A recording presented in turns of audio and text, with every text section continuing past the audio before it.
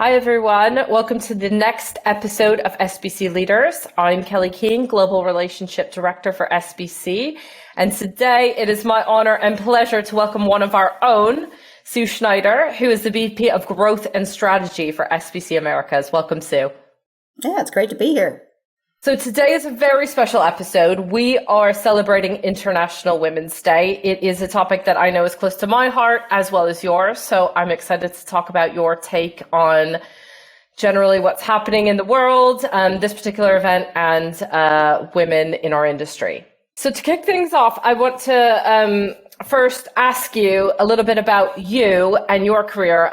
I know that you've had quite a lengthy and storied career in our space, but I thought it would be good to tell a little bit about your story and where you've come from. I actually have a past life in social services, which is why when we talk about things like problem gambling and all that's all near and dear to my heart. Basically, I got involved in the gaming when I was running a social service agency, we ran bingo, oddly enough. So I do actually have a past as an operator, which is a little shocking. I hated it. So it was quite an experience. But in this industry, I got involved in '99. I was editing, just prior to that, a print riverboat gaming publication called Rolling Good Times. And then we kind of morphed that into putting that online in '95. And looking back, that was really probably one of the first affiliate marketing sites out there. It was consumer based, but we started covering industry news. And in '99, I started River City Group. We started GIGSY, EIG, World Poker Congress, a number of events. So we had about 7 of those that we sold to Clarion in 2006, and got involved in a couple of other events after that in Malta and in Las Vegas. We finally could come into the U.S. and sold those. And so got involved with Rasmus and Andy when the Supreme Court decision came down. I was like, I wasn't really interested in starting something new, but I didn't want to miss a chance to get involved with this and kind of help with that. And it's been great. I mean, other than the COVID part of it, but it's really been a lot of fun to see this happen, because I never thought it would happen here. Yeah, and now you're overseeing growth and strategy in the Americas, LATAM, Canada, US. Right. Specifically with our events that we are hosting there. Yeah. There is another piece of your career that you didn't mention, but hopefully I can bring it up. And that is when iGaming or the internet came about and gambling was happening on the internet. You were also a voice for Congress. Yes. And that was a pretty interesting experience. In 1996, we started an advocacy group called Interactive Gaming Council.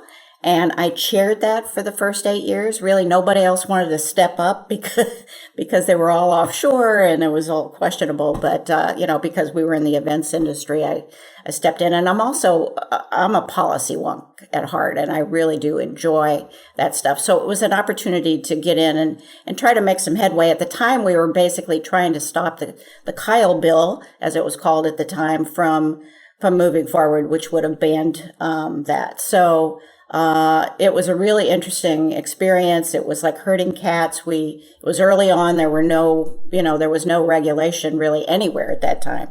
And we had about 120 members. I think that was myself and 2 other women in the room at our meetings. One was Ruth Parasol with Party Poker. And, it was a great experience, but it had its challenges. We were trying to come up with a code of conduct, things like that, to use that as a start to say, these are the kind of standards. And it was a kind of an odd experience, because it was like, regulate us, tax us. And you don't get many industries that really have that sort of take on it. Yeah, that's right. And I remember that story because I think this is a nice lead in as we're going to talk about International Women's Day. I remember you telling that story because of the message of take an opportunity. And you said that you were one of the only women in the room, but it was an opportunity that none of us had experience. Well, no one in the space at the time had experience with, right? And you took it. and you kind of became one of the voices, the very early voices for what was happening in our industry. Yeah, it was. I was able to testify in Congress. I testified during there was a federal study that went on. I took the opportunity to do that in various state houses once things started happening on a state level. So it really, and why, when I talk with young women in particular, I always let them know, get involved in your industry, associations and that sort of thing, because it really helped my business too. I mean, we became known as the experts in the Central Clearinghouse. So if CBS Market Watch or the Wall Street Journal or whatever wanted information on the industry, they would come to us. So it really had a dual effect of really actually helping us in that regard too. So those are the kind of intangibles that you don't think about. The theme for International Women's Day this year is Break the Bias, which is highlighting the fact that gender bias still happens in our daily lives. It happens in our workplace. Can you talk to me a little bit about that? Have you experienced gender bias in your career, or are you watching it happen today? Yes, I think it's still ongoing. It's if you look at it, there have to be thousands of companies in the iGaming and the sports betting and even the land-based space. And I think you and I have been trying to identify female CEOs. We're maybe up to 30 out of thousands. So, I mean, we are seeing more women in C-level positions. So hopefully that pipeline will begin to, to move forward. But it's still there, particularly on the management level. Yeah, but as you say, I think it is changing as we start to draw awareness to it. How do you think we as an industry, particularly maybe in events, what role events might have to draw awareness to gender bias and start to say, we can be better? Well, it's an ongoing challenge. My mission in helping to shape the programs for SBC is always to get more diversity, whether it's minorities or whether it's women or both. And it's a challenge. So, I know there are critics out there that are very vocal about having manels and all that, but believe me, we try very, very hard. We try very hard. So, and sometimes we don't make it. But it's just so dominant, it's so male dominated industry that it's hard. It's getting better. I really like, for example, like as you well know, there are several women in gaming groups. There's one in Australia, and one of the things they're doing is training, in speaking so that people feel comfortable to come into that position. But it's much easier than it was 10 years ago, in terms of getting women in that. And, and there are groups, as we work with like Global Gaming Women and groups like that are doing events at this where there's kind of support, some time to set aside to really talk about, the kind of issues that they continue to see. It was really interesting during the pandemic because people were juggling trying to teach their kids, as well as their job and everything else. So I think the last 2 years has made it even tougher in a lot of ways to be able to get all that balance in. Yeah, I agree. Do you think the pandemic has also changed the need to build an external profile, the need for more women to come out and talk about their expertise and things? Not necessarily to promote themselves, but promote their expertise, because we are now learning, a lot of what we're learning is digital, and what we're learning about the industry, especially in America. I think there's so much change and it happens every day. Well, and there's so many innovations. I mean, a lot of the newer female management that I'm seeing are in tech. They're coming out of the tech industry, and they're coming in and doing some really innovative services and companies. And that's the part that I think is kind of fun. Or they're coming in from finance, or they're coming in, if you look at the kind of the pedigree of a lot of the women that are coming into C-level positions right now, they're coming out of other industries and into ours. So that's a whole new infusion of expertise and energy, I think. What would you say to someone, particularly someone who might be younger or joining the industry, who might feel that their career is slowed or hindered by gender bias? I think right now is actually a time where they can really take advantage of that. I'm seeing more companies looking for, women as in higher level positions on their boards. I think at this point there is enough of a tipping point that's kind of coming around where, if you look at the board on a company website and it's doesn't have any diversity at all, they get called on. And so, I think it's actually a really good time to take advantage of those opportunities and put themselves forward, because I think many of the companies are trying to fix that.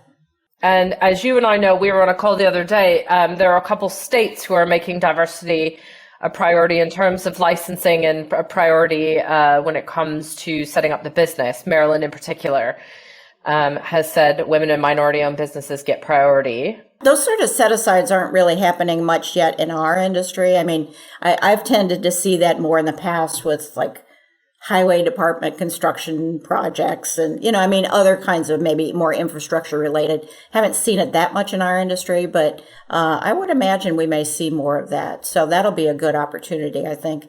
Again, for people to come in, maybe even from the hospitality industry or other areas where they've been working, and it would be a natural for them to add sports betting, for example, into the mix of what they're offering. So that part's kind of fun.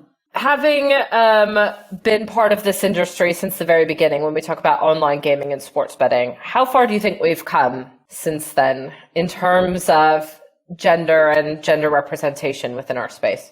Well, I'd say at the beginning there were so few women involved. There really, really were. I mean, and as it's gotten more corporate, maybe a little less fun, a little less entrepreneurial, I think there's more, as I said, more pressure. So, and there are certain jurisdictions where I've run events specifically aimed at trying to pull women together. For example, in Malta, there are a lot of women. And again, they may not be in the managerial position so much yet, but they're working their way up. So, it's good to see more of that. I think we've come pretty far, but we still have a long way to go in terms of the boardroom and the executive committees.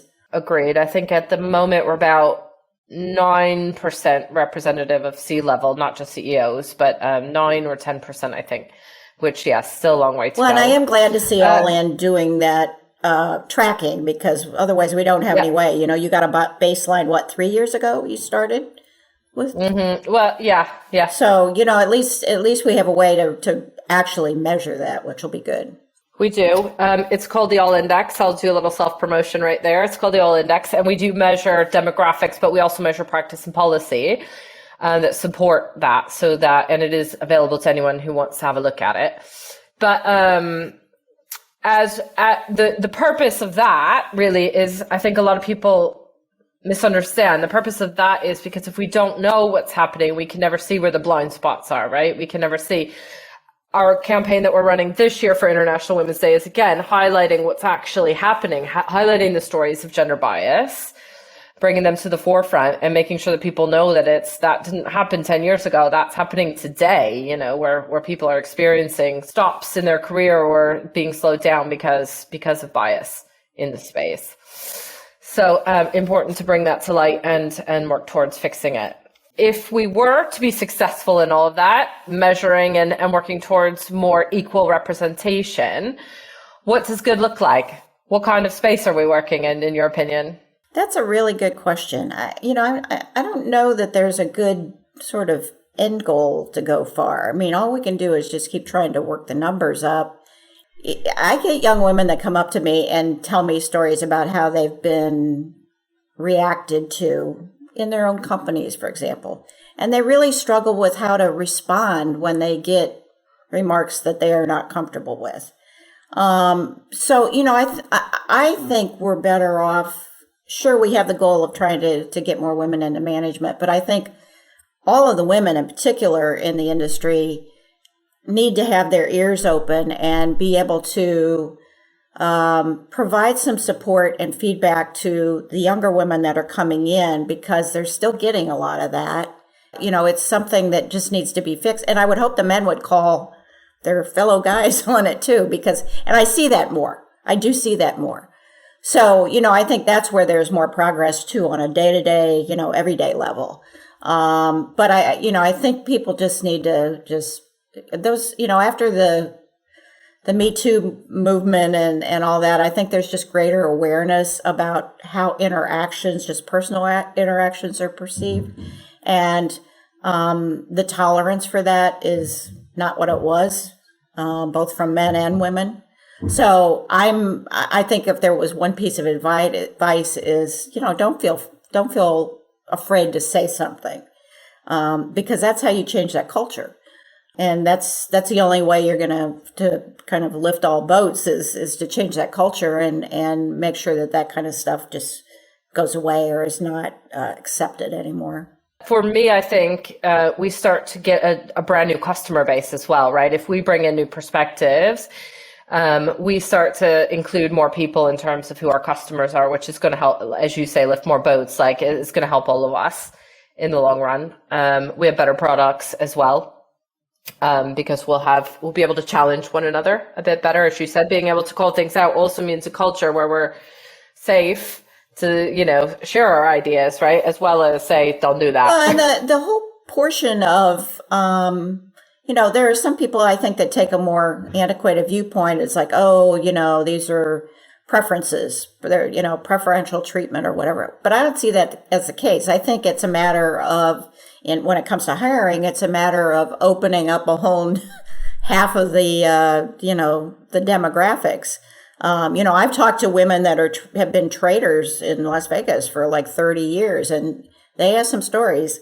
But, why is it that there are so few in a lot of those kind of roles? So those are the kind of things that I think from an employer's standpoint makes sense to really explore and say, maybe we need to open that up a little bit more so that, there are a lot of very, very talented people out there. So let's make that happen. Yep, exactly. Couldn't agree with you more. Do you think we should limit International Women's Day to just one day, or should we have more? Should it be a month? Or a year? I don't really have an opinion on that. I mean, I think there is more awareness year round. So I think it's more about changing the culture and people speaking up. Yeah, I generally think that we should take it as a time to maybe reset our priorities and maybe look at how we can be better one day. But it should never be just the one day and then we say, see you next year, right? It should be about how do we sort of reflect upon that in our workplace. Well, and hopefully a way to gauge what kind of progress there has been from the previous one. So Exactly. Well, we are coming to our end of our chat, Sue. Thank you so much for joining us. Before we go, I do want to say International Women's Day is one day, as we said, and celebrating and looking to support all of the women in our space and our workplace and the world. However, I would be remiss, and I think you agree with me here, is that there is also something else going on in the world right now with conflict in Ukraine. And we are very much thinking about those people and thinking about their safety, and they are top of mind as well. So by celebrating International Women's Day, I don't want to take away from the focus that is that, because it is really important at the moment. And SBC does support all of our friends and colleagues in the space. Yeah, it is very important. We have a lot of folks in our industry that are there. Probably more than anybody expected, because as you see, like on LinkedIn, you see story after story. It's like, yes, we've got our developers there, or, whatever. And obviously SBC has an event there. So, I think a lot of people are much more conscious of the participation that we have from staff out of Ukraine. So it just makes it that much more real. It's very important to support that. Definitely. Our thoughts are with all of them. Always, first and foremost. So thank you for joining, Sue. It was a real pleasure, and I appreciate you giving your time to us today. Thank you. I enjoyed it. This has been another episode of SBC Leaders Podcast. I'm Kehn, Global Relationship Director for SBC. And you can download, listen to SBC Leaders Podcast on your favorite podcast platform. Thanks for listening.